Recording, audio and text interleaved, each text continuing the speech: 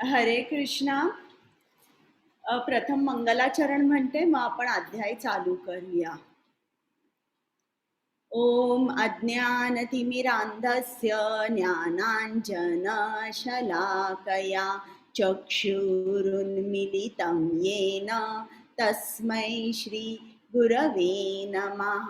श्रीचैतन्यमनोभीष्टं स्थापितं येन भूतले स्वयं रूप कदा मह्यं ददाति स्वपदान्तिकम्.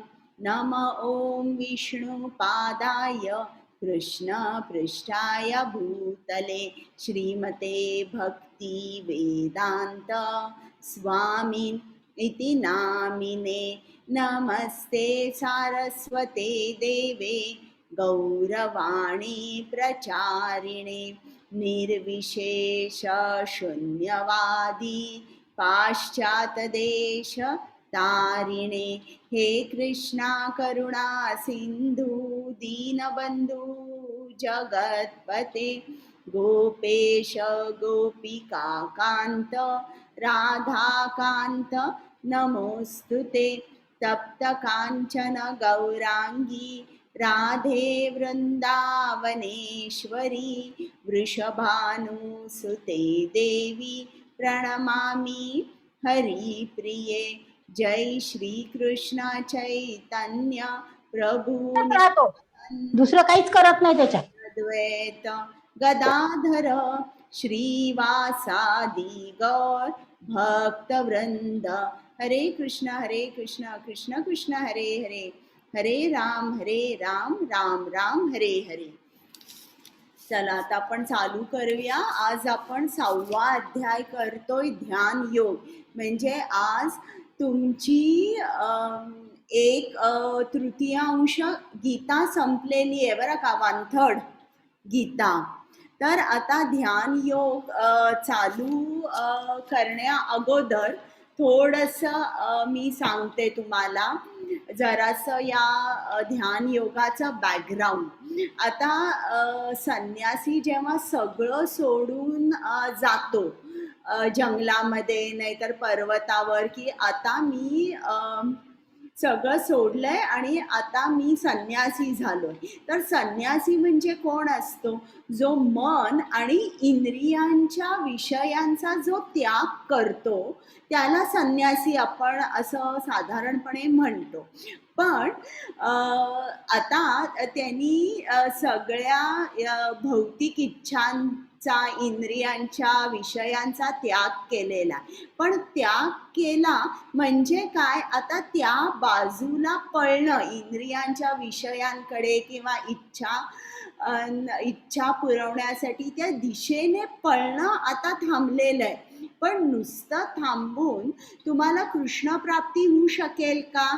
नाही. आणि आपल्याला कृष्ण प्राप्ती हवी आहे. त्याच्यामुळे ज्या लोकांचं ज्ञान परिपूर्ण नाहीये ते काय म्हणतात की संन्यास घेणं किंवा मेडिटेशन करणं हे सर्व काही आहे. आता या भगवद्गीतातला एक अध्याय म्हणजे ध्यान योग आहे. पण कृष्णाने सांगितलं म्हणून बाजारामध्ये जर तुम्ही बघितलं तर किती ठिकाणी मेडिटेशन क्लासेस आणि नाव भगवद्गीता आणि कृष्णाचं नाव देतात आणि मेडिटेशन असं म्हणतात. तर जेव्हा मी काल तुम्हाला फल्गू वैराग्य सांगितलं, म्हणजे तो माणूस काय म्हणतो की पैसे हे सगळे भौतिक आहेत, पैसे म्हणजे माया आहे, मी पैशाला हात लावणार नाही, पैशाने माझी आध्यात्मिक उन्नती होणार नाही,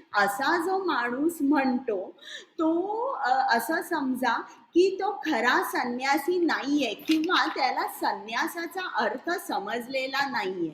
तर अशी जी माणसं असतात ते संन्यास घेतात आणि मग थोड्या वेळाने त्यांच्या मनामध्ये परत भौतिक इच्छा येतात आणि ते परत या भौतिक जगामध्ये परत येतात. बरं, पण काही लोक अशी असतात की ज्यांना या भौतिक जगात राहून खूप त्रास होतो, अतिशय कष्ट होतात. म्हणजे त्यांना कुठेही यश मिळत नाही. त्यांच्या नोकरीमध्ये किंवा घरीसुद्धा एकसारखी भांडणं चालू असतात किंवा नवरा बायको एकत्र राहत नसतात. तर अशी लोकं काय करतात, हे भौतिक कष्ट मला नको, मला सहन होत नाहीये, म्हणून जाऊन आश्रमात राहतात हं.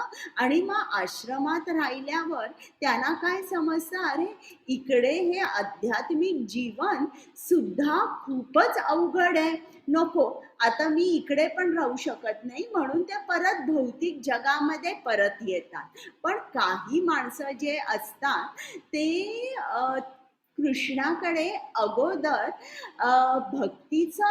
भक्तीचा नातेसंबंध स्थापन करतात आणि मग त्यांना खूप अगदी त्यांच्या हृदयातून इच्छा होते की मला आता फक्त कृष्णाची सेवा करायची, दुसरं काही नाही. तर जेव्हा अशा विचाराने ते भौतिक जग सोडतात तेव्हा ते त्यांचं आध्यात्मिक जीवन जरी कष्टमय असेल तरी ते त्या राहू शकतात. याला म्हणतात युक्त वैराग्य. म्हणजे त्यांनी ज्ञान मिळवलेलं असतं, कृष्ण कोण आहे, आपण कृष्णाची सेवा कशी करायची, त्यातून आनंद मिळवून मग ते तिकडे गेलेले असतात. तर आता आपण इकडे ध्यान योग बघूया. काल आता आपण कर्मयोग बघितला किंवा कर्म संन्यास योग. तर ज्याप्रमाणे मी भगवद्गीतेमध्ये पहिल्यांदा कृष्णाने अर्जुनाला सांगितलं की तू जर हरलास किंवा जिंकलास दोन्ही आनंद आहे, तुला स्वर्गात आनंद उपभोगायला मिळेल, नाहीतर तू पृथ्वीचा राजा होशील. तर आता आपलं सुद्धा स्टार्टिंग जी भक्तीची असते ती अशीच असते बघा. आपण पहिल्यांदा आपण प्रथम कर्मकांड करतो. कर्मकांड म्हणजे काय की आपण देवाकडे जातो आणि नवस बोलतो की मला मी अमकं करेन, असं करेन आणि मला अमकी गोष्ट हवी आहे. तर त्याला म्हणतात कर्मकांड, बरं का. मग त्याच्यानंतर खूप अनेक वर्ष जेव्हा आपण कर्मकांड करतो, कर्मकांडमध्ये जो भक्त असतो तो इतर देवदेवतांकडे जातो, बरं का. पण अनेक वर्ष कर्मकांड केल्यावर आता हा भक्त आहे, याला ज्ञान मिळतं, कुठेतरी प्रवचन ऐकतो, कुठेतरी वाचतो पुस्तकामध्ये, आणि जाऊन सुद्धा देवदेवतांकडे त्याला एक समजतं, ठीक आहे माझा प्रॉब्लेम तात्पुरता सॉल्व्ह झाला, पण परत दुसरा प्रॉब्लेम आला. म्हणजे मग सुप्रीम कंट्रोलर कोण आहे, तर असा तो विचार करतो. मग कधीतरी कुठेतरी प्रवचन ऐकतो, पुस्तक वाचतो आणि मग त्याला समजतं की कृष्ण हा सर्वश्रेष्ठ आहे, Krishna supreme personality of God head आहे, म्हणून तो कृष्णाकडे जातो. मग कृष्णाकडे गेल्यावर त्याची अगोदरची सवय असते की मी कृष्णाकडे काहीतरी मागणार, माझं जीवन कष्टमय आहे, म्हणून तो कृष्णाकडे काही स्वतःचा लाभ होण्यासाठी जेव्हा जातो तेव्हा आता तो कर्मकांडी राहत नाही. कृष्णाकडे गेल्यामुळे त्याला सकाम कर्मयोगी म्हणतात. आता अनेक वर्ष सकाम कर्मयोग केल्यानंतर त्याला कृष्णाचं प्रेम लागतं आणि मग जेव्हा त्याला प्रेम लागतं तेव्हा तो म्हणतो, कृष्णा मला काहीही नकोय, हे जे मला फळ मिळालं ना, हे फळ सुद्धा तुझं आहे. जेव्हा तो असं म्हणतो की मनापासून कृष्णाला भजतो आणि जे काय कर्म त्यांनी केले ते फळ पण तो म्हणतो कृष्णा हे तुझंच आहे, तेव्हा तो निष्काम कर्मयोगी होतो. पण जो निष्काम कर्मयोगी होतो तो सुद्धा अजून त्याची चित्तशुद्धी झालेली नसते. आता ही शुद्धी म्हणजे काय, आपल्या हृदयामध्ये 6 अनर्थ असतात, बरं का, किंवा षड रिपू असतात. आता ते षड रिपू आपण पूर्ण तऱ्हेने जेव्हा हृदयातून घालवतो आणि स्वच्छ करतो, हृदय शुद्ध करतो, मगच आपल्याला पुढच्या स्टेजला म्हणजे भक्ती योग आपल्याला करता येतो. मग ते 6 अनर्थ कोणते? 6 अनर्थ काम, क्रोध, लोभ, अहंकार, मत्सर आणि भ्रम, हे 6 अनर्थ आपल्या हृदयात असतात आणि ते निष्काम कर्म योगीमध्ये कुठेतरी काहीतरी थोडं असतं. म्हणून निष्काम कर्म योगी काय करतो की तो सगळं सोडतो आणि तो जंगलामध्ये जातो आणि जंगलामध्ये अष्टांग योग करायला लागतो. तर त्या अष्टांग योगाबद्दल आता आपल्याला कृष्ण सांगणार आहे. आता प्रथम ज्यांच्या आनंदासाठी मी तुम्हाला भगवद्गीता सांगते आणि ज्यांच्या आनंदासाठी तुम्ही भगवद्गीता ऐकता त्या श्री श्री राधा गोविंदांना आपण नमस्कार करूया. किती छान दिसत आहेत बघा राधा आणि कृष्ण.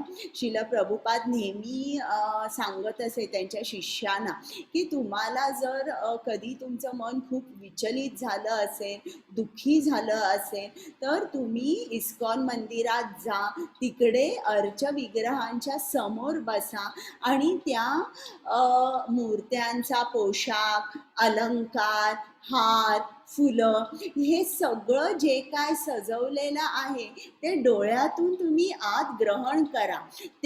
तो जो कृष्णाचा भाव आहे. आणि आपण परत म्हणतो वा किती छान दिसत आहेत ना श्री श्री राधा गोविंद.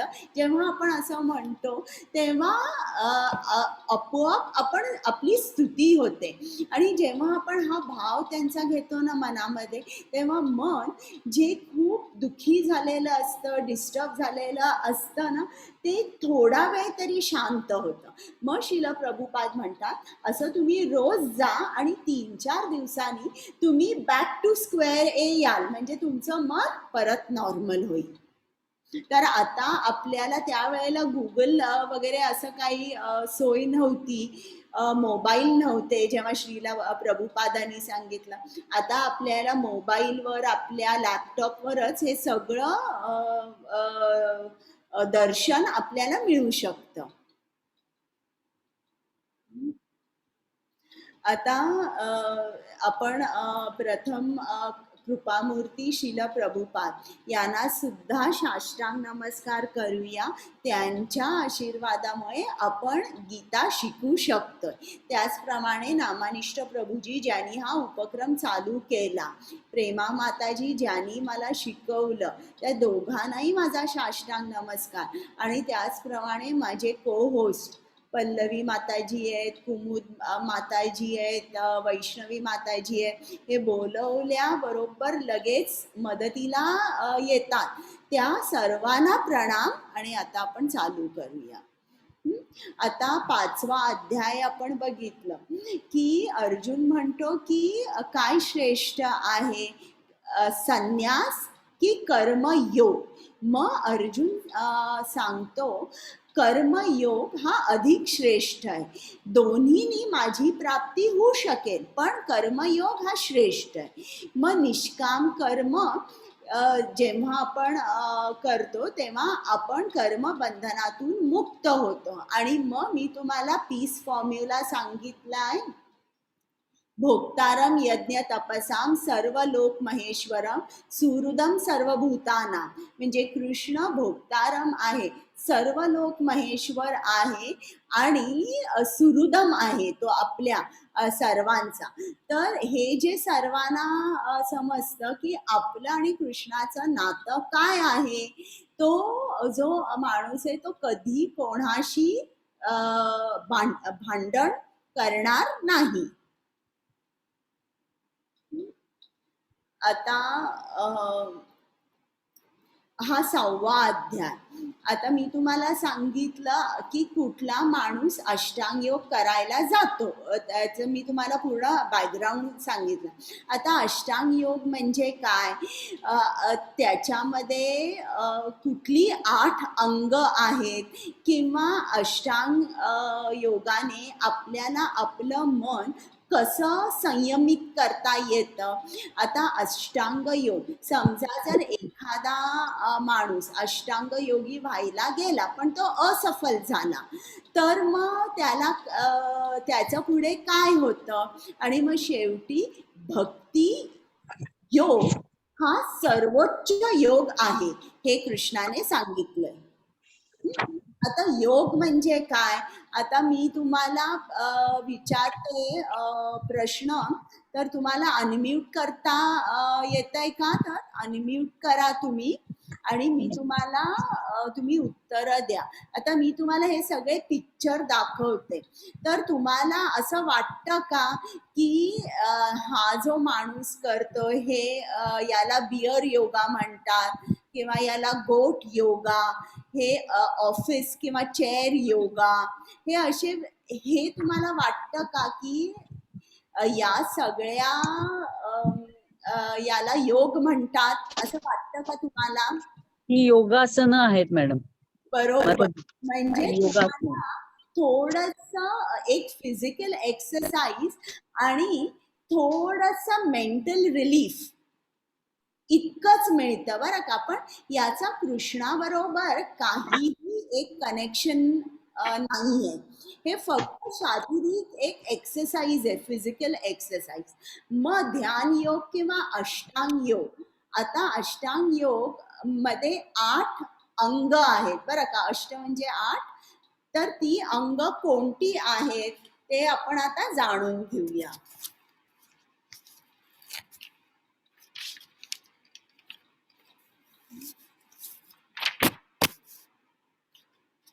आता अष्टांग योग पहिल्यांदा चालू होतो यम बरं का. यम म्हणजे काय, एक्सटर्नल डिसिप्लिन. त्याच्यानंतर नियम, नियम म्हणजे इंटरनल डिसिप्लिन. यम, नियम, आसन, प्राणायाम, प्रत्याहार, धारणा, ध्यान, समाधी, याला अष्टांग योग म्हणतात. आणि हा जो योग आहे तो आपल्याला त्या पर्टिक्युलर सिक्वेन्स मध्ये फॉलो करावा लागतो. म्हणजे यम, मग नियम, आसन. असं नाही मी यम नियम पाळते आता डायरेक्ट मी धारणा ध्यान समाधी, नाही. हे सगळे स्टेप्स इन सिक्वेन्स जेव्हा तुम्ही फॉलो करता, तेव्हा जे शेवटचा अंग आहे किंवा शेवटचा जो स्टेज आहे समाधीचा, तिकडे आपण पोचू शकतो. तर हे जे आहेत ना यम नियम, आपण आता बघूया हे डिटेलमध्ये काय काय आहेत. तर आता यम मध्ये जे बाह्य नियम आहेत, हे आता शब्द एकच दिसतो यम आणि 2 अक्षरी शब्द आहे, पण केवढं खोल त्याचा अर्थ आहे. जवळजवळ त्या 10 गोष्टी आहेत. कुठल्या 10 गोष्टी आहेत?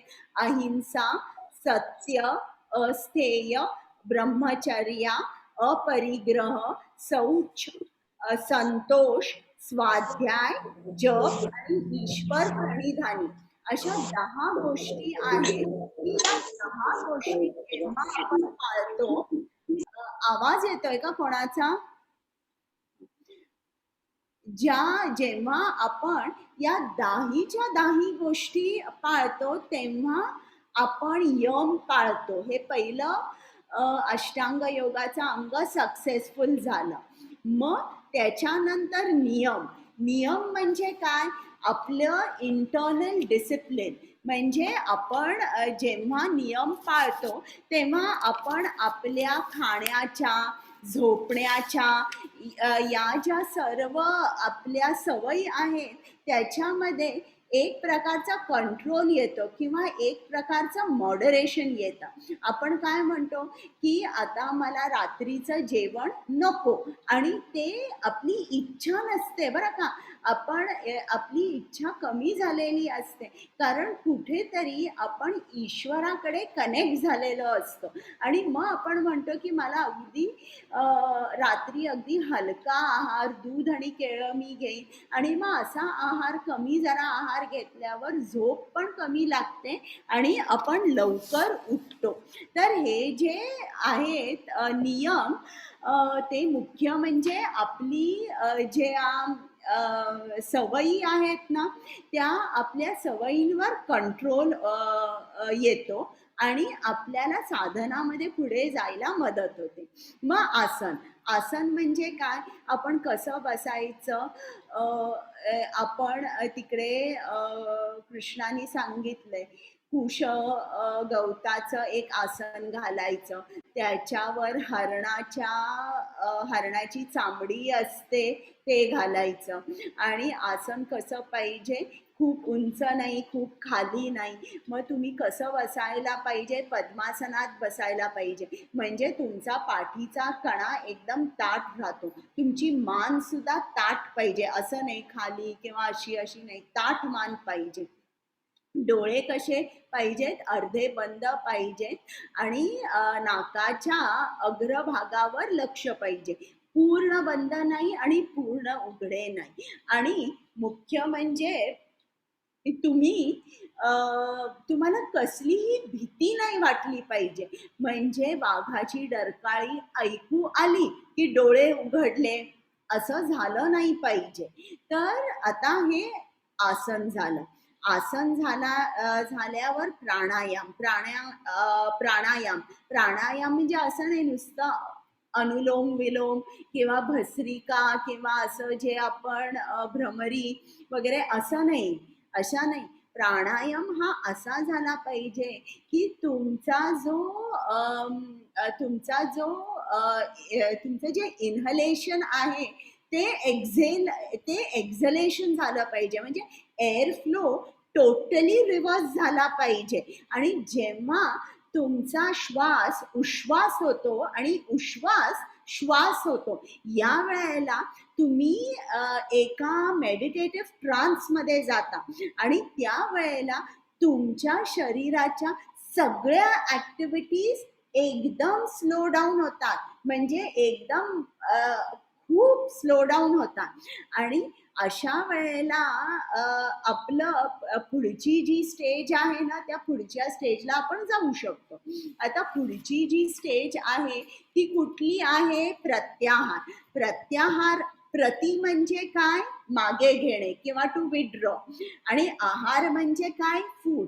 पण आहार म्हणजे आपल्याला फक्त वाटतं अन्न आपण तोंडातून ग्रहण करतो. पण इकडे प्रत्याहाराचा अर्थ काय आहे की तुम्ही तुमची जी इंद्रिय आहे ती पूर्ण विड्रॉ करू शकता. पूर्ण म्हणजे फ्री फ्रॉम सेक्स लाईफ, म्हणजे मैथून वगैरे याच्या कसल्याही इच्छेनी माणूस विचलित होत नाही किंवा त्याचं कॉन्सन्ट्रेशन आता हलू शकत नाही. याला म्हणतात प्रत्याहार, जिकडे आपण आपली जी इंद्रिय आहे ती पूर्ण त्या विषयांपासून एकदम मागे घेऊ शकतो. बरं का.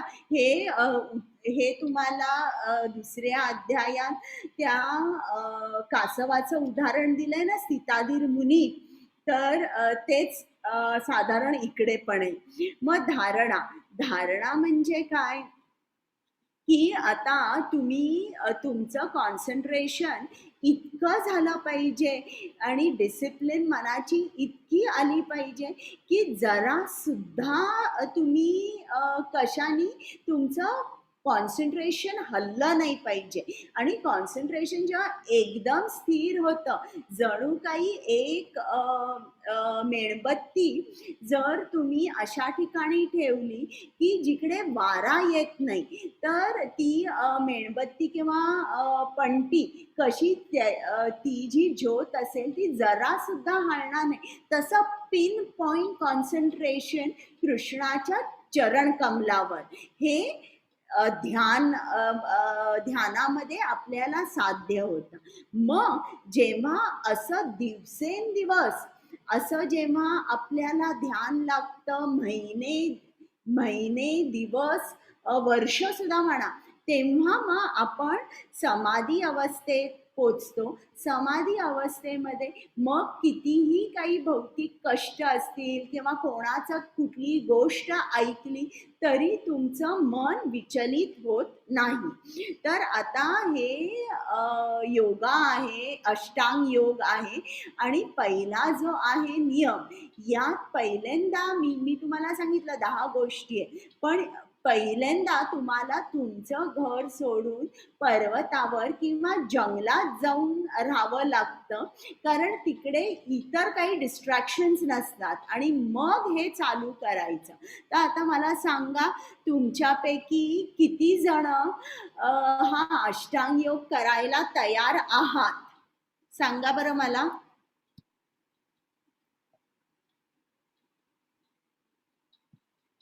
अनम्यूट करून बोलू शकता. नाहीये कोणाची तयारी. आणि बरं, आपण गेलो जंगलात, पर्वतावर, तर आपल्याला आपला मोबाईल घेऊन जाता येणार नाहीये. कठीण आहे हा अष्टांग योग. म्हणून कोणीच जाणार नाही, घरीच बसून करणार.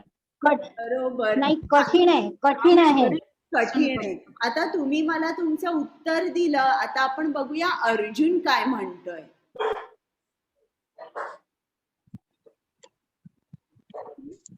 पल्लवी माताजी वाचता?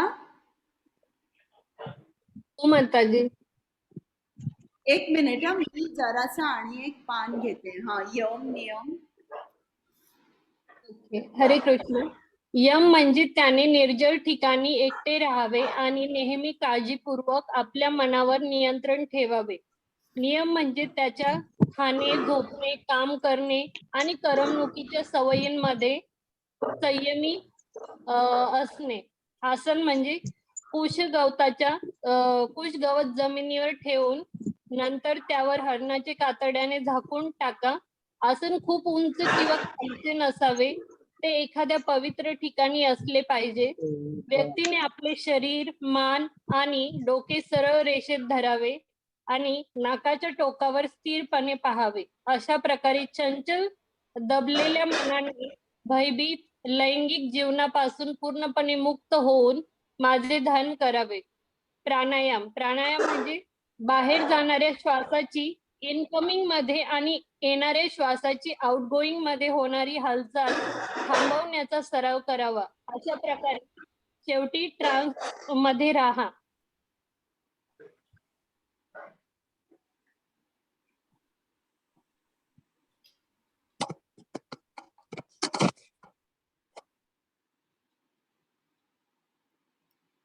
माताजी स्लाइड चेंज करा ना. हे नाही झालं ना, प्रत्याहार, ध्यान, समाधी, यम नियम, आसन झालं, प्राणायाम झालं. हे नाही, आताच दिसतंय. हे नवीन स्लाइड चेंज झाली आहे मॅडम. पल्लवी माताजी हे वाचायचं अजून. हा माताजी. हे बाकी माताजी वाचायचं. प्रत्याहार म्हणजे सॉरी, हा वाचा. ओके. प्रत्याहार म्हणजे भौतिक अस्तित्वाचा अंतधारणा, त्याच्या मानसिक क्रियाकलापांना शिस्त लावते आणि सर्व भौतिक इच्छांपासून रहित अतिरिक्त स्थितीत स्थित होतो. त्याला योग प्राप्त झाला असे म्हणतात. ध्यान वारा नसलेल्या ठिकाणी जसा दिवा डगमगत नाही, त्याचप्रमाणे दिव्यवादी ज्याचे मन नियंत्रित आहे तो दिव्य स्वरूपाच्या ध्यानात सदैव स्थिर राहतो. समाधी म्हणजे माणूस कधीही डळमळीत होत नाही.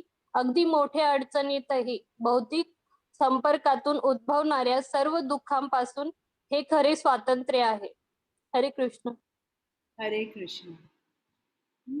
तर आता आपण बघूया की तुम्ही मला सांगितलं की तुम्ही तयार नाही आहात, हे अवघड आहे. मग आता अर्जुन काय म्हणतो बघूया. आता बघा हा, अर्जुन कोण होता? तुम्हाला ही गोष्ट माहिती आहे ना की एकदा द्रोणाचार्यांनी सर्वांना सांगितलं की तो पक्ष्याचा डोळा आहे, त्याच्यावर तुम्ही नेम धरा आणि बाण मारा. तर सर्वांना विचारलं तुम्हाला काय काय दिसतंय? सर्वजण म्हणाले आम्हाला आकाश दिसतंय, गवत दिसतंय, पर्वत, झाडावरची पानं, फुलं. आचार्य आम्हाला तुम्ही सुद्धा दिसताय. पण अर्जुन हा एकटाच होता जो म्हणाला की मला फक्त पक्ष्याचा डोळा दिसतोय. लगेच द्रोणाचार्यांनी सांगितलं आता बाण उचल आणि नेम धर. तर असा अर्जुन होता कम्प्लिटली फोकस्ड. जेव्हा द्रौपदी स्वयंवर होतं त्यावेळेला सुद्धा इकडे खाली अर्जुनाला बघायचं होता त्या माशाचा प्रतिबिंब, आणि मासा वर वेगाने फिरत होता आणि बरोबर त्याला नेम धरायचा होता. तर एवढा तो अर्जुन फोकस्ड होता, मनाचं जबरदस्त त्याचा एकाग्रता होती. तरी देखील अर्जुनाने काय सांगितलं कृष्णाला की हा, आणि बरं अर्जुन कोण होता? कृष्णाबरोबर त्याचा अगोदरचा जन्म नर म्हणून होता. नारायणा बरोबर अर्जुनी नर म्हणून होता. हा अर्जुनाचा जन्म होता. तर एवढा मोठा तो तपस्वी होता, योगी होता. तर तो काय म्हणतोय कृष्णाला? आता इकडे ही आणि एक गोष्ट की एकदा काय झालं, अर्जुन योद्धा होता हे तिन्ही लोकात माहिती होतं की अगदी श्रेष्ठ धनुर्धर आहे. आणि अर्जुन शिकार करायला गेला होता आणि त्याला एक डुक्कर दिसलं आणि त्यांनी डुकरावर नेम धरून बाण सोडला. त्याच वेळेला अर्जुनाशी युद्ध करण्याच्या हेतूने शंकर सुद्धा पृथ्वीवर आले आणि त्याच डुकराला त्यांनी सुद्धा बाण मारला. आणि बाण मारल्यावर शंकरांनी भिल्ल माणसाचं रूप घेतलं होतं. त्या दोघांचे भांडण झालं की हे डुक्कर माझं आहे. मग त्या दोघही ऐकेनात आणि दोघही एकमेकांबरोबर आता युद्ध करायला लागले.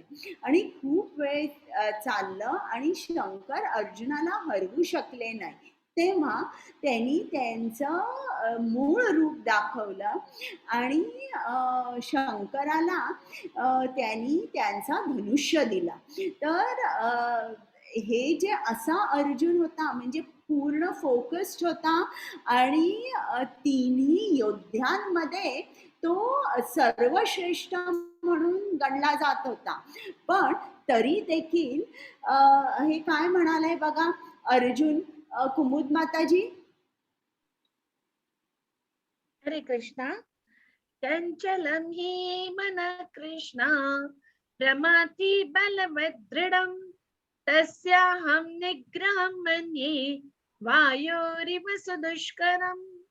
हरे कृष्णा. आता बघूया आपण याचा अनुवाद. पल्लवी माताजी. हरे कृष्ण माताजी. हे कृष्णा, मन हे चंचल, अशांत, जिद्दी आणि अतिशय बलवान आहे आणि त्याला वश करणे माझ्या मते वाऱ्यावर नियंत्रण ठेवण्यापेक्षाही कठीण आहे. हरे कृष्ण. म्हणजे अर्जुनाने सांगितलं की मला तुझा हा योग आवडला नाही. ही 8 अंग तू मला सांगितलंय हा खूपच कठीण आहे आणि मला तरी करता येणार नाही. आणि त्यांनी कारण सांगितलं की मन माझं चंचल आहे, बलवान आहे, हट्टी आहे, मी हे काय करू शकणार नाही. मनाला संयमित करणं हे मला शक्य नाही. मग आपण बघूया कृष्ण काय सांगतोय. पल्लवी माताजी. हरे कृष्ण माताजी. धन्य भगवान म्हणाले हे कुंतीच्या पराक्रमी पुत्रा, चंचल मनाला आवर घालणे निसंशय कठीण आहे, परंतु निरंतर अभ्यासाने आणि अलिप्ततेने ते शक्य आहे. ज्याचे मन बेलगाम आहे त्याच्यासाठी आत्मसाक्षात्कार हे अवघड काम आहे, पण ज्याच्या मनावर ताबा आहे आणि जो योग्य मार्गाने प्रयत्न करतो त्याला यशाची खात्री आहे. हरे कृष्ण. म्हणजे इकडे कृष्ण अर्जुनाला काय म्हणतो, अशक्य नाही आहे, शक्य आहे, पण अभ्यासाने आणि वैराग्याने, प्रॅक्टिस अँड डिटॅचमेंट या दोन्ही गोष्टींनी हे शक्य आहे. पण आता आपण इकडे पुढे बघूया. आता मला सांगा, मन तुमचा मित्र आहे की शत्रू आहे? मला तुमच्याकडून उत्तरं पाहिजेत. हात वर करा. ऍक्च्युली मित्र आहे. ओके. आणि इतरांनी सांगा बरं मला. तुम्हाला नचिकेत प्रभूजी? चांगला विचार केला तर मित्र आहे. बरोबर. सायली माताजी? मित्र आहे. मित्र आहे. आणि कोणाला काही हे करायचं आहे, बोलायचं आहे? मित्र आहे. ऍक्च्युली जेव्हा आपला मनावर कंट्रोल आहे तेव्हा मित्र आहे. ज्या वेळेला नाहीये त्यावेळेला तो सगळ्यात मोठा शत्रू आहे. बर, ठीक आहे. तर आता आपण बघूया की आपल्याला शास्त्र काय सांगतं की मन काय आहे, आपला मित्र आहे की शत्रू आहे. आता तुम्ही मला सांगा की असं होऊ शकतं का की दोन्हीही आहे, कधी मित्र आहे कधी शत्रू आहे. आता समजा जर तुमचा एक अगदी खूप मोठा शत्रू आहे, तो तुमचा जिवलग मित्र होऊ शकेल का दुसऱ्या दिवशी? सांगा बरं मला. नाही. नाही. किंवा तुमचा खूप जिवलग मित्र आहे, तो सर्वात मोठा तुमचा डेडलीएस्ट एनिमी होऊ शकेल का? नाही. म्हणजे आपण इकडे काय म्हणतो, हो कधीतरी मन माझा शत्रू आहे, कधीतरी मन माझा मित्र आहे, पण हे शक्य नाहीये. आपल्याला एकच रिलेशन आपल्या मनाबरोबर ठेवता येतं. तर आपल्याला शास्त्र काय सांगतात की मन आपला शत्रू आहे, कारण आपण कृष्णाच्या विस्मरणामध्ये आहोत, म्हणून मन आपला शत्रू आहे. आता तुम्ही मला सांगा, तुम्ही कृष्णाला दिवसभरातून किती वेळ तुम्ही त्याची आठवण काढता? सांगा बरं, कोण सांगेल? तशी कमी वेळा. आता क्लास चालू आहे म्हणून जास्त वेळा. जास्त. मग कधीतरी जॉब करतो, पण मग नंतर जेव्हा कामाला लागतो तेव्हा आपण विसरतो. कोणी म्हणेल नाही, मी सकाळपासून रात्री झोपेपर्यंत कृष्णाची आठवण काढते. मग अशांना विचारलं की मग तुम्ही जेव्हा झोपलेले असता तेव्हा आठवण तुम्हाला कृष्णाची येते का? तर उत्तर असतं नाही, किंवा मला माहित नाही असं उत्तर असतं. तर इकडे आपल्याला शास्त्र काय सांगतात की मनच आपला शत्रू आहे, कारण आपण कृष्णाच्या विस्मरणात आहोत. आणि भक्त प्रल्हाद यांनी आपल्याला भागवतम 7वा स्कंद आहे, त्यांनी सांगितलंय की आपला शत्रू आपल्याला वाटतं बाहेर आहे, दुसऱ्या कोणामध्ये तरी आहे, पण असं नसतं. आपला शत्रू हा आपल्या मनातच राहत असतो. बरं, म्हणजे असं आपल्याला शास्त्र सांगतात. आता मी जी तुम्हाला 6 अनर्थ सांगितली, षडरिपू सांगितले, तेच खरं तर आपले शत्रू आहे. आणि याच्या पुढे जाऊन आता भक्त प्रल्हाद महाराज हे खूप मोठे भक्त होते, तर त्यांनी असं सांगितलंय, त्यांना तर केवढं त्याच्या वडिलांनी त्रास दिला. अगदी जवळजवळ त्या लहान मुलाचे प्राण घेतले त्यांनी, तरी देखील भक्त प्रल्हाद असं म्हणत असे की माझा कोणी शत्रू नाहीये, कारण जो माझ्याकडे शत्रूप्रमाणे वागतो त्याला सुद्धा बुद्धी तशी वागायला कोणी दिलेली आहे? कृष्णाने दिलेली आहे. आणि कृष्ण कधीही चूक करू शकणार नाही. म्हणून खरं तर माझा कोणीच शत्रू नाहीये.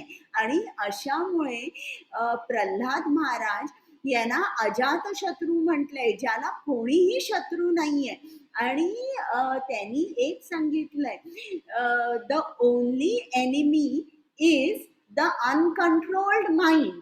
म्हणजे माणसाचा शत्रू म्हणजे त्याचं असंयमित मन हाच माणसाचा मोठा शत्रू आहे. मग आता आपण बघूया इकडे या मनाबद्दल खूप श्रीमद भागवतम मध्ये लिहिलेलं आहे बरं का.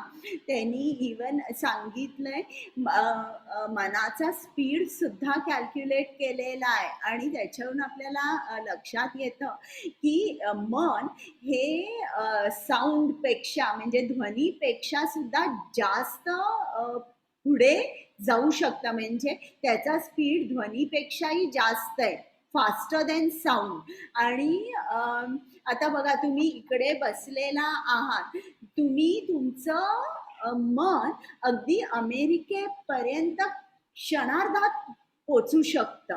तर इकडे असं आपल्या शास्त्रामध्ये ऋषींनी बघा किती वर्षांपूर्वी की मन हे इतकं सूक्ष्म आहे, त्याच्यापर्यंत सायन्स पोचू शकत नाही, पण अध्यात्म पोचू शकतं. बरं, हरे कृष्ण. पल्लवी माताजी. हरे कृष्ण माताजी. ज्याने मनावर विजय मिळवला आहे त्याच्यासाठी मन हे सर्वोत्तम मित्र आहे. परंतु जो असे करण्यात अयशस्वी ठरला त्याचे मन सर्वात मोठे शत्रू असेल. हरे कृष्ण. तर आता ज्याने मनावर विजय मिळवला आहे म्हणजे कोण? भक्त प्रल्हाद, ध्रुव महाराज, नारद मुनी, म्हणजे थोडक्यात जे कृष्णाचे शुद्ध भक्त आहे त्यांच्यासाठी मन कोण आहे? मित्र आहे. पण आपल्यासाठी कोण आहे? मन आपला शत्रू आहे. लक्षात ठेवा, शत्रू कुठेही बाहेर नाही आहे. आता अर्जुनाला हा योग आवडला नाही आणि परत त्यावर कृष्णाने सांगितलं, मी तुला जे काय सांगतो ते अशक्य नाहीये. म्हणून अर्जुनाला वाटलं की अरे म्हणजे काय, आता हा योग मला तरी काही शक्य नाहीये. कृष्ण म्हणतोय की हा शक्य आहे. आता समजा जर कोणी हा अष्टांग योग करायला निघाला किंवा मी केला, पण समजा जर मी अयशस्वी झालो, समजा जर तो योग पूर्ण व्हायच्या अगोदर कदाचित एका माणसाला मृत्यू आला किंवा एखादा माणूस इंद्रिय विषयांकडे परत खेचला गेला, तर ज्या माणसाचा अष्टांग योग असा अर्धवट झालेला असेल त्याचं काय होईल? आता आपण ऐकूया. पल्लवी माताजी. हरे कृष्ण माताजी. 37वा श्लोक. अर्जुन म्हणाला, हे कृष्ण, जो आरंभी आत्मसाक्षात्काराच्या मार्गाच्या श्रद्धेने स्वीकार करतो परंतु नंतर सांसारिक आसक्तीमुळे मार्गभ्रष्ट होतो आणि यामुळे योग सिद्धी प्राप्त करू शकत नाही, अशा अयशस्वी योग्याला कोणती गती प्राप्त होते? 41वा श्लोक. योगभ्रष्ट योगी पुण्यात्माच्या लोकांमध्ये अनेक वर्ष सुख उपभोग घेतल्यानंतर पुन्हा गुणवान कुटुंबामध्ये किंवा वैभवशाली कुटुंबामध्ये जन्म घेतो. 42वा श्लोक. किंवा योगाच्या प्रदीर्घ अभ्यासानंतर अयशस्वी झाल्यास तो त्याचा जन्म अशा अतिंद्रिय कुटुंबामध्ये लोकांच्या कुटुंबात घेतो जे निश्चित शहाणपणाने महान आहेत. असा जन्म या जगात नक्कीच दुर्मिळ आहे. हरे कृष्ण. हरे कृष्ण. तर इकडे आपल्याला कृष्ण काय सांगतोय की ठीक आहे, जो अष्टांग योग करायला गेला आणि जर त्या माणसाचा अर्धवट राहिला अष्टांग योग, मग असा माणूस जो आहे पुढच्या जन्मी तो स्वर्ग लोकात अनेक वर्ष आनंद उपभोगतो. आणि परत जेव्हा पृथ्वीवर येतो तेव्हा तेव्हा त्याचा जन्म गुणवान कुटुंबामध्ये होतो. गुणवान कुटुंब म्हणजे जिकडे सदाचारी लोक असतात, जे भक्त असतात, आणि किंवा वैभवशाली म्हणजे श्रीमंत कुटुंबात हा जन्म घेतो. तो श्रीमंत कुटुंबामध्ये का बरं जन्म घेतो? कारण आता कृष्ण त्याला एक प्लॅटफॉर्म देतोय बरं का. आता तू योग, आता समजा जर तुझा 60% तू अष्टांग योग केलायस, त्यानंतर काही कारणामुळे तू पुढे करू शकला नाहीस, आता पुढच्या जन्मात तुझं स्टार्टिंग डायरेक्टली 61 पासून होईल पुढे. तर जे अगोदरचं आहे 60% ते कृष्ण जपून ठेवतो. आता त्याला प्लॅटफॉर्म देतो, तुला रोज नोकरी करा आणि पैशाचा विचार हा तुला विचार करावा लागणार नाही. तू आता पूर्ण सगळं मी तुला सेटिंग करून दिलंय, आता मात्र तू आसनावर बस आणि डायरेक्ट चालू कर. तर म्हणून तो श्रीमंत घराण्यामध्ये जन्म घेतो. आणि जो योगी अगदी खूप पुढे गेलाय, असं म्हणा 85%, 90%, आणि अगदी थोडासा उरलेला आहे, मग असा जो योगी असतो तो त्याला वैष्णव कुटुंबामध्ये जन्म मिळतो. लहानपणापासून तो कृष्णाची स्तुती ऐकतोय, सर्व काही ऐकतोय, आणि असा जन्म या जगामध्ये खरोखर दुर्मिळ आहे. हा, आता हे सगळे आपण आतापर्यंत कर्मयोग बघितला किंवा कर्मयोगी बघितला, ज्ञानयोगी बघितला, आता अष्टांग योगी बघितला.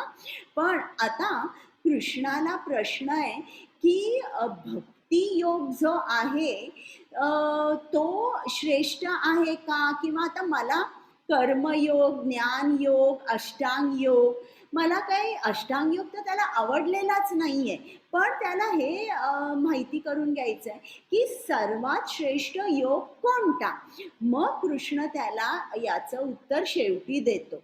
मग इकडे आपल्याला प्रभुपाद सांगतात की ही जी योगा लॅडर आहे किंवा शिडी आहे, त्यात सर्वात तळाला कर्मयोग असतो. अनेक वर्ष जेव्हा माणूस कर्मयोग केल्यानंतर मग तो ज्ञानयोग करू शकतो. मग ज्ञान मिळवल्यावर त्याचं रूपांतर अष्टांग योगात होतं. कारण त्याला ज्ञान योगामध्ये समजलेलं आहे की कृष्ण परमात्मा म्हणून आपल्या हृदयामध्ये स्थित आहे आणि त्याला त्याचं दर्शन घ्यायचं असतं, तो शोध लावायचा असतो. मग तो अष्टांग योग करतो.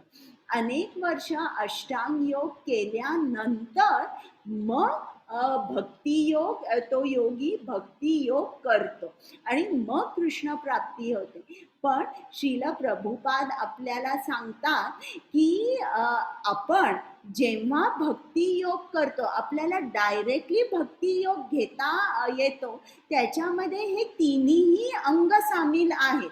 म्हणजे जेव्हा आपण भक्ती योग करतो तेव्हा आपण शिडी ही चढत चढत वर न जाता डायरेक्ट एलिव्हेटर घेतो आणि भक्ती योग करतो. आता तो जो भक्ती योग आहे तो कसा करायचा यात थोडक्यात दिलंय. मग जेव्हा आपण 7 ते 12 अध्याय बघू, त्यात डिटेलमध्ये भक्ती योग सांगितलेला आहे. हरे कृष्ण. हरे कृष्ण.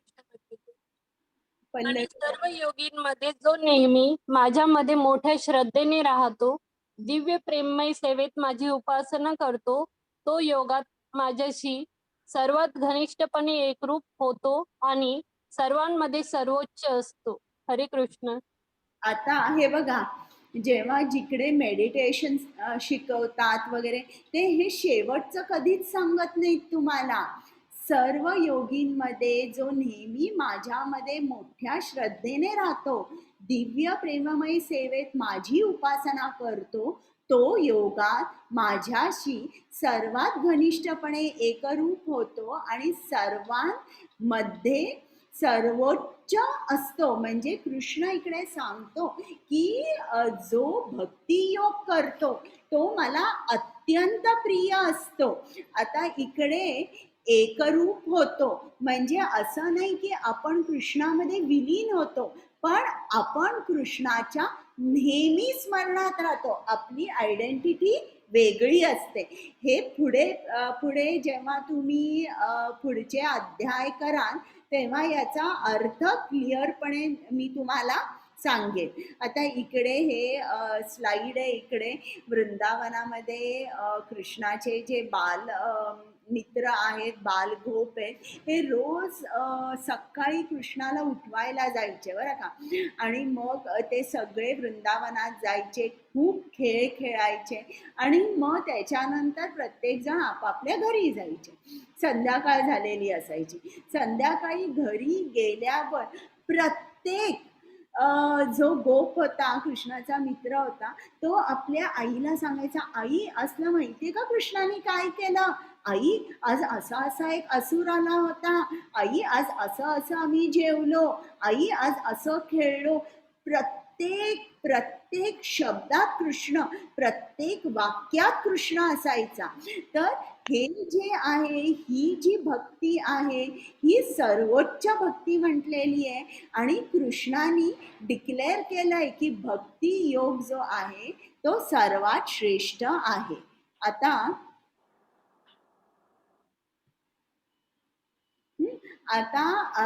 आपण जप करतो पण हरे कृष्णाचा. तर हा जप कुठे कुठे दिलेला आहे, त्याचा संदर्भ कुठल्या उपनिषदांमध्ये आलेला आहे, तर हे आपल्याला माहित पाहिजे बरं का. तर आता मी हे वाचते. हा 12वा स्कंद, 12वा स्कंद 3रा अध्याय 52वा श्लोक आहे. कृते यद, इकडे जरासं चुकलेलं आहे हा, यद पाहिजे. कृते यध्यायतो विष्णु त्रेतायां यजतो मखैः द्वापारे परिचर्यायां कलौ तद्धरि कीर्तनात्. तर इकडे बरोबर तद हरी कीर्तनात. तर इकडे सांगितलेलं आहे की कुठल्या युगामध्ये तुम्ही काय करायचं, आणि हे श्रीमद भागवतम मध्ये सांगितलंय.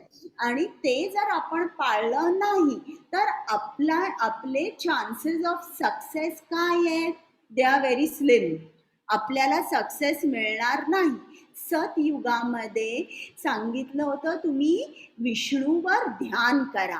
तर ध्यान योग हा युगामध्ये कृष्ण प्राप्तीसाठी केला जात होता. त्रेता युगामध्ये होम हवन म्हणजे यज्ञ करून आपल्याला कृष्णाची प्राप्ती होऊ शकत. तर आता हा जो यज्ञ आहे तो आपल्याला आता का करता येत नाही, कारण यज्ञ करायला ब्राह्मण लागतात. आता कलियुगात आपण सर्वजण शूद्र आहोत, आपण कोणीच ब्राह्मण नाहीये. हे तुम्हाला 18व्या अध्यायात आपण का ब्राह्मण नाहीये, आपण सगळेजण शूद्र का आहोत हे सांगणारे वेद व्यास मुनींनी लिहून ठेवलंय. कलौ शूद्र संभवाः. तर आता हा आपला कलियुग आहे, कोणीच ब्राह्मण नाहीये. त्याच्यामुळे मग हे कसं होणार, आणि हे खूप खर्चिक आहे, खूप वेळ पण लागतो, पैसाही खूप लागतो, तेवढा आपल्याकडे नसतो. मग द्वापार युग मध्ये इलॅबोरेट टेम्पल वर्शिप, खूप मोठ्या प्रमाणावर मंदिर पूजा केली जात असे. खूप दान धर्म, खूप दान, वस्त्रदान वगैरे करत होते. तर असं सुद्धा करायला आपल्याला वेळ नाहीये. आता तुम्ही मला सांगा, जर मी तुम्हाला सर्वांना विचारलं की तुम्ही मंदिरात जर गेला तर किती वेळ मंदिरात बसता, मला सांगा बरं. अनम्यूट करून सांगा. 5 10 मिनिटं. मिनिटं. Hardly 10 to 15 minutes. 10 मिनिटं. किंवा नुसतं नमस्कार minutes. करून एका बाजूने आपण बाहेर जातो किंवा यार गौरी माताजी तुम्ही बोलताय? हो 1 तास. जास्तीत जास्त तर हा तर जास्तीत जास्त 1 तास. तर हे सगळं पूजा सगळं विधी करायला खूप वेळ आणि खूप पैसा लागतो. बरं इकडे सगळं सामान कुठलं साधं सुद्धा नाहीये मंदिर पूजेला. सगळं सोन्याचं चांदीचं असं सामान आहे. तर हे द्वापार युगात सांगितलंय. पण कलियुगामध्ये आपल्याला सांगितलंय की तुम्ही फक्त परमेश्वराच्या पवित्र नामांचा जप करा. तोही म्हणजे हरिनामाचा जप करा, कृष्णाचा जप करा. हे त्यांनी सांगितलेलं आहे. आणि ज्याप्रमाणे आपण एक मोठी बिल्डिंग आहे वरपर्यंत पोचायचं असेल तर आपण लिफ्ट घेतो. आपण अक्षरशः 10-15 सेकंदात वर पोचतो आणि तेच तुम्ही जिना घेतला तर तुम्हाला तासभर सुद्धा लागू शकेल. त्याचप्रमाणे भक्ती योग जो आहे तो लिफ्ट सारखा आहे आणि भक्ती योगामध्येच कर्मयोग, ज्ञान योग, अष्टांग योग हे सगळं येतं बरं का. आपल्याला शिल प्रभुपाद सांगतात, त्यांनी लिहून दिलेलं आहे सर्वांसाठी कार्यक्रम. मंदिरामध्ये या, मंदिरामध्ये किती ऍक्टिव्हिटीज आहेत तुम्ही स्वतः बघा. तुम्हाला जी ऍक्टिव्हिटी आवडेल त्या ऍक्टिव्हिटीमध्ये तुम्ही सहभाग घ्या. म्हणजे झालं ना कर्मयोग, आपण कृष्णासाठी काहीतरी करतो. मग ज्ञान, शिल प्रभुपादांनी आपल्याला लिहून ठेवलंय की सकाळी रोज 1 तास श्रीमद भागवतम, संध्याकाळी 1 तास श्रीमद भगवद्गीता आणि जप तुमचा नियमितपणे 16 माळा जप झाला पाहिजे. म्हणजे झालं ना ज्ञान. तुम्ही पुस्तकं उघडताय, जप करताय. आता उरला अष्टांग योग. अष्टांग योग मध्ये सगळं आहे ना, यम नियम, आसन, प्राणायाम. तर आपल्याला शिल प्रभुपादांनी सांगितलंय की त्यांनी आपल्याला काही नियम सांगितलेत पाळण्यासाठी. जे मंदिरामध्ये राहतात त्यांनी त्यांना सांगितलंय की रोज तुम्ही फक्त 6 तास झोपा, 6 तासाच्या वर झोपू नका. मग तुम्हाला हवं तर 5 तास रात्री झोपा आणि 1 तास दुपारी झोपा, पण 6 तासापेक्षा वर झोपू नका. आणि त्यांनी जे 4 नियम सांगितले ते मी तुम्हाला भक्तियोग चालू होईल तेव्हा मी नियम उद्या तुम्हाला सांगेन. तर हे त्यांनी सांगितलंय की हे आपला अष्टांग योग सारखा झाला. आता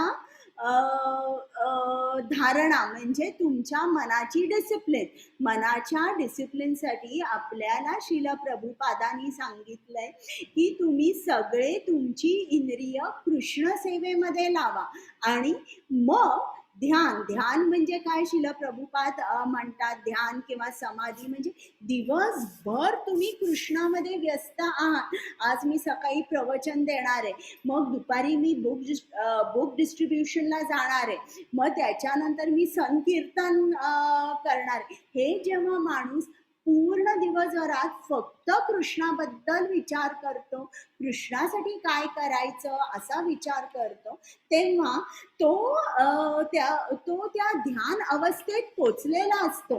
जसे श्रील प्रभुपाद, समजलं तुम्हाला ते काय करत होते? दिवसभर पुस्तकांचं लिखाण करत होते, लेक्चर देत होते, शिष्य तयार करत होते, पुस्तकं छापण्यासाठी ते कोणाकडे जात होते किंवा लोकांना पुस्तकं वाचा याचं महत्त्व सांगत होते.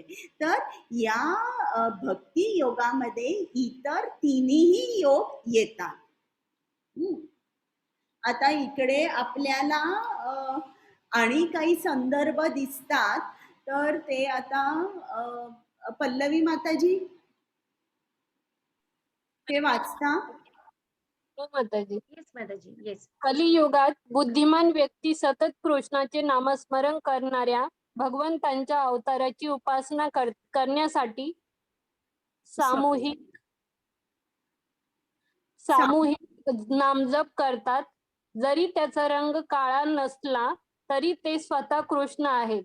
त्यांच्या बरोबर त्यांचे सहकारी नौकर, शस्त्रे आणि गोपनीय साथीदार आहेत. हरे कृष्ण. आता मंत्र म्हणजे काय आपण बघूया. आता ज्याप्रमाणे आपण आता काही बिग बास्केटमधून किंवा ॲमेझॉनवरून डिलिव्हरी मागवतो, त्यांचे डिलिव्हरी बॉईज स्कूटरवरून नाही तर व्हॅनवरून येतात, डिलिव्हरी करतात. त्याचप्रमाणे आता आपली डिलिव्हरी कृष्णाकडे कोण करतं? मन. त्र म्हणजे त्रायते म्हणजे टू डिलिव्हर. तर मन हे आपलं डिलिव्हरी करतं कृष्णाकडे.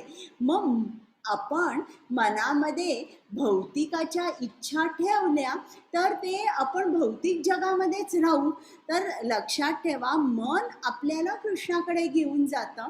म्हणून आपण एकसारखं कृष्णाचं स्मरण केलं पाहिजे. आणि आपल्याला श्रील प्रभुपादांनी सांगितलाय हा जप, हरे कृष्ण कृष्ण कृष्ण हरे हरे, हरे राम राम राम हरे हरे. तर जेव्हा तुम्ही हा जप इतर वाद्य घेऊन करता तेव्हा त्याला संकीर्तन म्हणता. आणि हे सगळं शास्त्रामध्ये सांगितलेलं आहे. हे कोणाचंही मेंटल कॉन्कॉक्शन नाही आहे, हे शास्त्रामधलं सांगितलेलं आहे. नारायण संहितामध्ये सांगितलेलं आहे की कलियुगामध्ये तुम्ही फक्त हरिनामाचा जप करा. कलियुगात लोकांनी फक्त भगवंताच्या पवित्र नामाचा जप केला पाहिजे.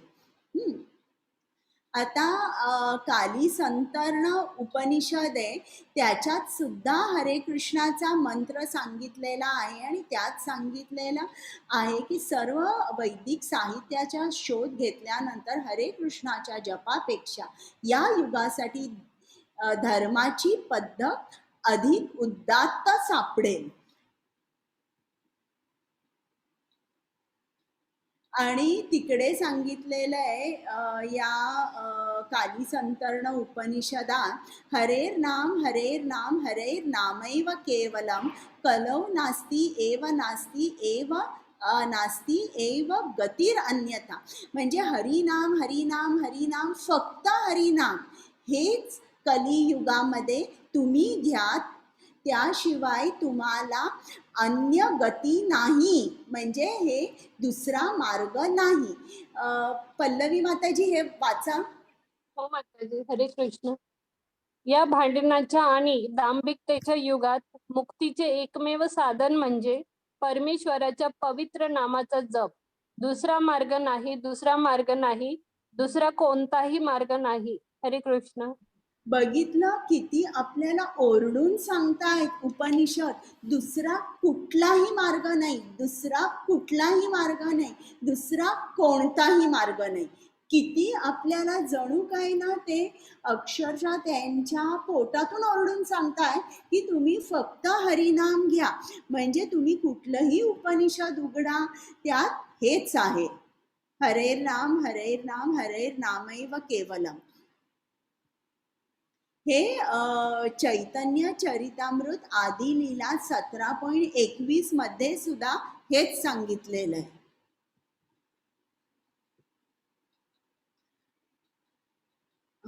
मग हे परत हे भागवतम मध्ये 12वा स्कंद 3रा अध्याय 91वा श्लोक आहे. कलेर्दोष निधे राजन नास्ति एका महान गुणः कीर्तनादेव कृष्णस्य मुक्त संग परम व्रजेत. पल्लवी माताजी. हरे कृष्ण. माझा प्रिय राजा, कलियुग जरी दोषांनी भरलेले असले तरी या युगात एक चांगला गुण आहे. तो असा आहे की हरे कृष्ण महामंत्राचा जप केल्याने मनुष्य भौतिक बंधनातून मुक्त होऊ शकतो आणि अतिंद्रिय राज्यात उन्नत होऊ शकतो. हरे कृष्ण. तर आता हे भगवद्गीतेमध्ये सांगितलेलं आहे 10वा अध्याय 25वा श्लोक. आज मी तुम्हाला जप कसा करायचा आहे दाखवणार आहे. तुमची जप माळ मात्र घेऊन या.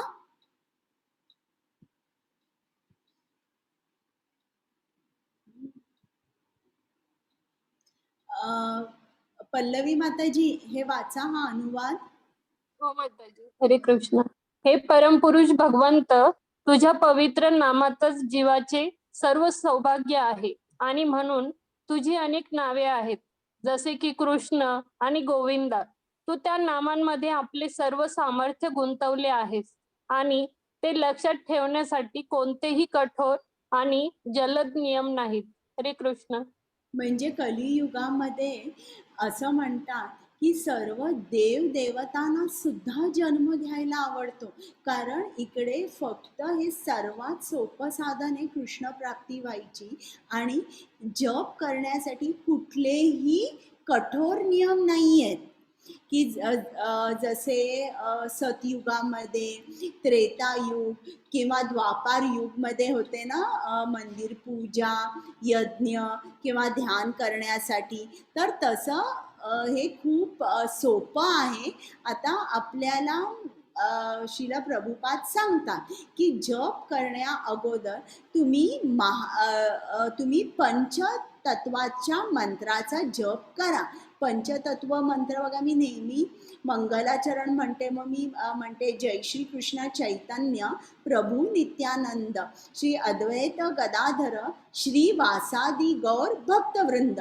म्हणजे आपण या 5 जणांचा आशीर्वाद घेतो. चैतन्य महाप्रभूंनी आपल्याला हा मंत्र दिला, तर त्यांचा आशीर्वाद घेऊनच मग आपण मंत्र जप चालू करतो. प्रत्येक माळ संपली आणि दुसरी सुरू करायच्या अगोदर हा मंत्र आपण म्हणायचा. हे बघा इकडे श्री कृष्ण चैतन्य प्रभू नित्यानंद श्री अद्वैत गदाधर श्री वासादी गौर भक्तवृंद.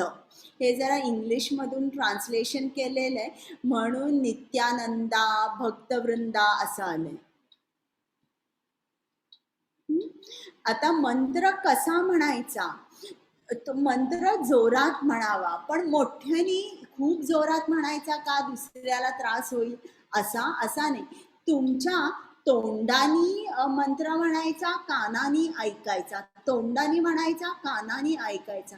मनाला कुठेही आणायचं नाही, फक्त जिव्हा आणि कान हे असं असलं पाहिजे. प्रत्येक शब्दाचा स्पष्ट उच्चार आला पाहिजे. हरे कृष्ण कृष्ण कृष्ण हरे हरे, हरे राम राम राम हरे हरे. स्पष्ट सेपरेट उच्चार आला पाहिजे. असं नाही हरे कृष्ण असं नाही. प्रत्येक शब्द. कुमुद माताजी, आज आपल्या ग्रुपवर तुम्ही श्रील प्रभुपादांचे 16 राऊंड्सचा जप हे व्हिडिओ टाकाल का? येस माताजी. हा, तर तुम्ही ऐका श्रील प्रभुपादांनी जप कसा केलेला आहे. अगदी त्या लाईनीवर जप करा. एकामेकात शब्द मिक्स झाले नाही पाहिजेत. त्याच्यामुळे प्रत्येक शब्दाचा स्पष्ट उच्चार करावा आणि ऐकावा. 6 राऊंड आहेत का? 16 राऊंड आहे प्रभूजी. 16 राऊंड. हा माझ्याकडे ते मी ह्याच्यावर युट्यूब आपण काय करूया नंतर बोलूया. शेअर करते मी आता, शेअर करते. Okay okay okay. जप आदरपूर्वक भक्ती भावाने व एकाग्र चित्तेने करावा.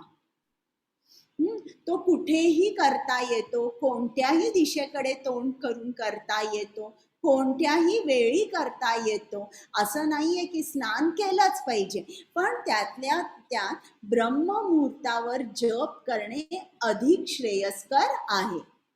तेव्हा आपलं मन सत्वगुणामध्ये असतं आणि मन शांत असतं. शांत असताना ती एकाग्रता लागते. आता स्नानापूर्वी किंवा स्नानानंतर करता येईल, पण स्नान करून जेव्हा आपण जपाला बसतो तेव्हा आपल्याला फ्रेश वाटतं, झोप येत नाही. जप करताना आपल्याला शिल प्रभुपादांनी सांगितलंय एक डिसिप्लिन ठेवा, शिस्त असली पाहिजे. तुम्ही किती माळा होता ते मोजा, 16 माळापर्यंत तुमचा जप झाला पाहिजे. आणि शक्यतो तुळशीच्या माळेवर तुम्ही जप करा.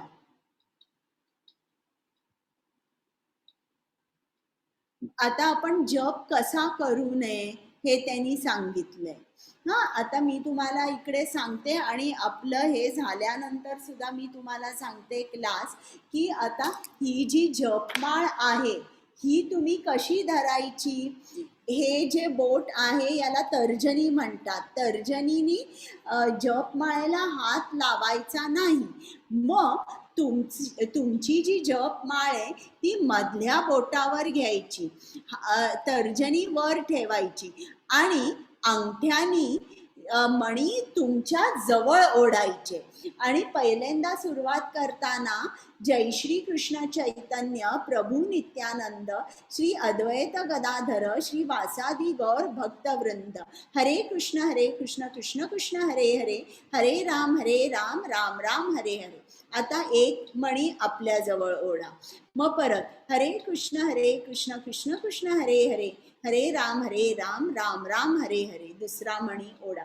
मग असं करून जेव्हा शेवटपर्यंत तुम्ही जाता तेव्हा ही माळ तुम्ही अशा तऱ्हेने फिरवा की पहिला जो शेवटचा मणी आहे तो पहिला मणी होईल आणि हा जो मधला मणी आहे ना याला कृष्णमणी किंवा मेरूमणी म्हणतात. हा मणी ओलांडायचा नाही. शेवटचा आता तुम्ही जिकडे आला तर अशी माळ फिरवा की शेवटचा मणी पहिला मणी होईल. मग परत जय श्री कृष्ण चैतन्य प्रभू नित्यानंद श्री अद्वैत गदाधर श्री वासादी गौर भक्तवृंद असं करून आपण जप करायचा. मी परत तुम्हाला दाखवे. मग आपण पुस्तक वाचतोय, मोबाईलवर बोलतोय, गप्पा मारतोय असा जप करायचा नाही. आता जप करण्याचे फायदे अनेक आहे. आपले ज्या वाईट सवयी असतात त्यापासून मुक्ती मिळते. आपण कसे राहतो, शांत राहतो, चिंता आपल्या मनातून बाहेर जाते. कारण कृष्णाने सांगितलंय की तो आणि त्याचं नाम हे अभिन्न आहे. कृष्णाने त्याची सर्व शक्ती नामात घातलेली आहे. आणि जेव्हा आपण जप करायला लागतो आपल्याला हळूहळू शांत वाटायला लागतं. तर हाच खरा आनंद आपल्याला बघा या सर्वांवर किती आनंद दिसतोय, आनंदाने हसतायत. आपल्याला आत्मज्ञान मिळतं. आता आपण ऐकूया लोक काय म्हणतायत हरे कृष्ण जपाबद्दल. पल्लवी माताजी. माताजी, ही खरोखर ईश्वराचा साक्षात्कार होण्याची प्रतिक्रिया आहे. George Harrison. महामंत्राचा जप सुरू केल्यापासून सर्व काही मला अनुकूल असे घडायला लागले. जीन क्लॉड हॅलीचे, सर्वात तरुण दिग्दर्शक, फ्रान्सचा, 29 वर्षाचा आहे तो. हरे कृष्ण मंत्र जपामुळे मी आयुष्यातील चढ उतार सहजपणे, आत्मविश्वासाने व मनशांतीने पार करू शकतो. अल्बर्ट ब्रश, फोर्ड मोटार्सचा मालक आहे. हा फोर्ड मोटर्सचा मालक हा शिल प्रभुपादांचा शिष्य होता बरं का. आणि त्यांनी बघा त्याच्या लिव्हिंग रूम मध्ये शिल प्रभुपादांचा फोटो लावलाय आणि त्यांनी एका इंडियनशी लग्न केलं.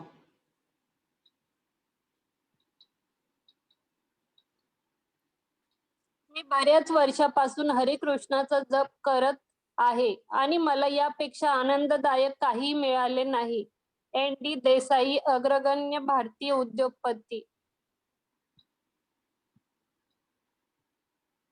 हरे कृष्णाचा जप केल्याने मला माझ्या आयुष्यातील सर्व चढ उतारांचा मोठ्या आत्मविश्वासाने आणि मनशांतीसह सामना करण्यास मदत मिळाली आहे. Rishikesh Mafatlal, CEO of Mafatlal fabricates. जप केल्याने मला वाईट सवयी सोडण्यास मदत झाली. त्यामुळे माझी गोष्टींकडे पाहण्याची दृष्टी बदलली. एंड शॉपसटर मॉडेल. आता ही एक मॉडेल बघा, इकडे ही बाई कशी दिसते आणि कृष्ण भावनाभावित जीवन चालू झाल्यावर बघा तिच्यामध्ये केवढं रूपांतर झालेलं आहे, केवढा तिचा चेहरा एक शांत आणि संतुष्ट असा भाव आहे. आणि इकडे बघा,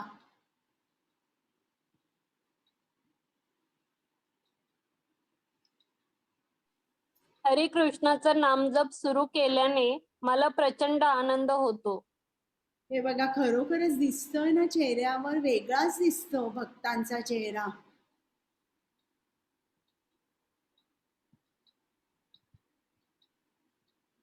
हरे कृष्ण भक्तांसोबत सहवास सुरू केल्यावर आणि महामंत्राचा जप केल्यावर माझा जीवनाकडे पाहण्याचा दृष्टिकोन अधिक उजळ झाला आहे. ब्रूस क्लीनबर्ग, सैन्य अधिकारी.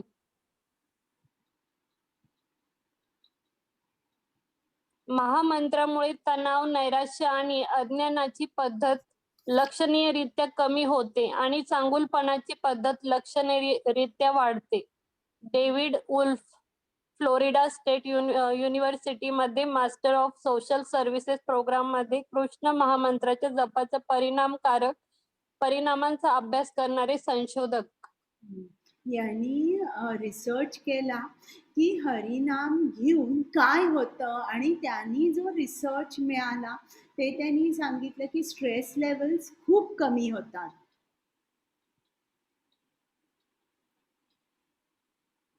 जेव्हा मी चिंताग्रस्त असतो तेव्हा मला जप करणे खूप शांत वाटते. मी छोट्या छोट्या गोष्टीत डळमळत नाही. सौ सॅली रॅले, व्यापारी. हरे कृष्णाचा जप केल्याने आणि कृष्ण भावनेवरील अधिकृत पुस्तके वाचल्याने मला खूप शांती मिळाली आहे. रमेश लाल. तर आता आपण बघितला 6वा अध्याय की अष्टांग योगामध्ये आपल्याला कशी प्रगती करता येते, त्यात कुठली 8 अंग आहेत, मग आपण मनाला संयमित करणे शक्य आहे, अष्टांग योग करणे शक्य आहे. मग कृष्ण सांगतो अभ्यासाने आणि वैराग्याने तू अर्जुना हा योग करू शकशील. पण अर्जुनाला पटत नाही, म्हणून अर्जुन विचारतो जर हा योग करता करता एखादा योगी असफल झाला तर त्याचे काय होते. मग कृष्ण त्याला सांगतो की तो स्वर्गात अनेक वर्ष राहतो, मग पृथ्वीवर तो गुणवान कुटुंबामध्ये किंवा श्रीमंत कुटुंबामध्ये जन्म घेतो किंवा वैष्णव कुटुंबामध्ये जन्म घेतो, जो की जन्म अत्यंत दुर्लभ आहे. आणि मग अर्जुनाच्या मनात काय चाललंय, तर अर्जुनाला अष्टांग योग आवडलेला नाहीये. मग शेवटी कृष्ण सांगतो की भक्ती योग जो आहे तो सर्वात श्रेष्ठ योग आहे आणि मला भक्ती योगी सर्वात प्रिय आहे. आता तुमचे काही प्रश्न आहेत का, की मी तुम्हाला परत जरा जप कसा करायचा ते सांगू. आता गीता महात्म्य वाचायला रक्षिता माताजी आलेले आहेत का?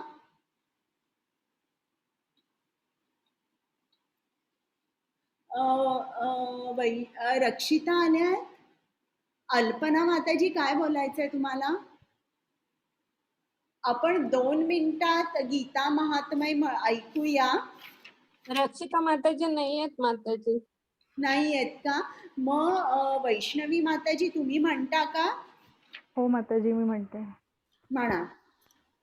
अथ श्रीमद्भगवद्गीता महात्म्यं गीताशास्त्रम् इदं पुण्यं यः पठेत प्रयत पुमान् विष्णुपदं वाप्नोति भयं शोकादिवर्जिता. गीता अध्ययनशीलस्य प्राणायामपरस्य च नैव सन्ति हि पापानि पूर्वजन्म कृतानि च मलनिर्मोचनं पुंसां जलस्नानं दिने दिने सुकृत् सकृत् गीताम्बसि स्नानं संसारमलनाशनं गीता सुगीता कर्तव्या किमनेये शास्त्रविस्तारे या स्वयं पद्मनाभस्य मुखपद्मिनी श्रुता भारतामृतसर्वस्वं विष्णुर्वक्त्राद्विनी श्रुतं गीता गङ्गोदकं पीत्वा पुनर्जन्म न विद्यते सर्वोपनिषदो गावो दोग्धा गोपालनन्दन पार्थो वत्सः सुधीर्भोक्ता दुग्धं गीतामृतां महत् एकं शास्त्रं देवकी पुत्र एको देवो देवकी पुत्र एव एको मन्त्रस्य नामानि यानि कर्मोपयेकं तस्य देवस्य सेवा इति। हरे कृष्णा. थँक्यू वैष्णवी माताजी. Thank you Mataji for giving me opportunity. Hare Krishna. बरं, आता तुम्हाला मी सर्वांना जरा पहिल्यांदा सांगू का की आपण जप कसा करायचा ते? माताजी रेकॉर्डिंग स्टॉप करता का? Okay, thank you.